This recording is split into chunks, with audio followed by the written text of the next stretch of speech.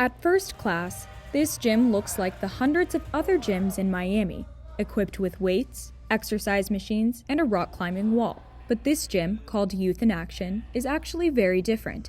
It's where people with physical and mental disabilities come for adaptive exercises. For Jordan Almendral, it's a place that allowed him to continue his journey after a life-altering car accident left him with a brain and spinal cord injury 15 years ago. I was an athlete my whole life prior to injury, and I still consider myself an athlete post-injury, but it gives you back that drive and competitiveness from before. After trying out a few different therapy facilities, Jordan met his Youth in Action trainer, Iris, in 2019. She incorporates therapy with the CrossFit-like exercises. This pre-injury, I did CrossFit, so I was like, let's do it. I jumped on board, and I've been coming ever since. Like any gym, all athletes at Youth in Action have different goals. Lexi here has been working on her core strength with her trainers Jay and Gigi. Makes it harder. You think Jay's gonna let you fall? Have you ever fallen with Jay? No. So then why would today be the first day? Lexi's had cerebral palsy since birth. For her, fitness is all about proving people wrong. People sometimes take pity on me because of my disability, but the good news is I'm underestimated a lot. So when I was 13, they're like, oh, well, she really can do it. Lexi doesn't want or need anyone's pity.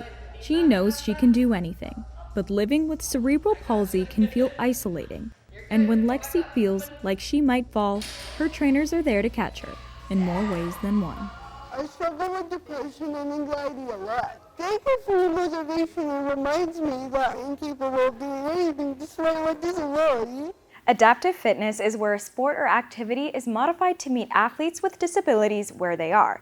Instead of saying, you can't do this, trainers at Youth in Action modify workouts to each athlete so they can do anything, even if it looks a little bit different.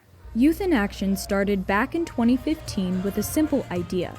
What if therapy didn't feel like treatment for the sick, but empowerment for people who are already strong? I was working at another therapy center, and I started to get bored with the treatment that I was providing. I was competing at CrossFit competitions, so I figured I'd start blending both and make my kids do CrossFit and just adapt what I had there. The parents were like, what are you doing to my child? Like, he loves going to therapy now.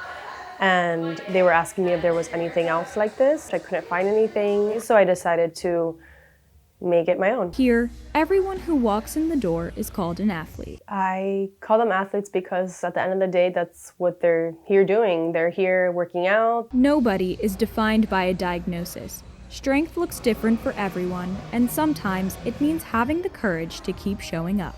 Your mental challenges are just as big as the physical ones, but it does help when you have such encouraging therapists and people telling you you can do things rather than, no, you can't do that. You have to believe in them, and you have to believe that they're fully capable of doing whatever it is that you want them to do, because that's the only way that they're going to ever believe in themselves. For Jordan, for Lexi, and for every athlete who comes through these doors, the greatest strength isn't defined by what you can lift. Sometimes I forget that I'm as normal as anybody else, despite my disability.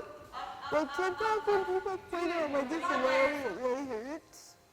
Because then reality comes up to me like, oh, I'm still disabled, I'm not normal, I can't do anything. But they really remind me they really remind me to believe in myself, and I love them so much. I love you guys, thank you. Dara Karachi, UMTV.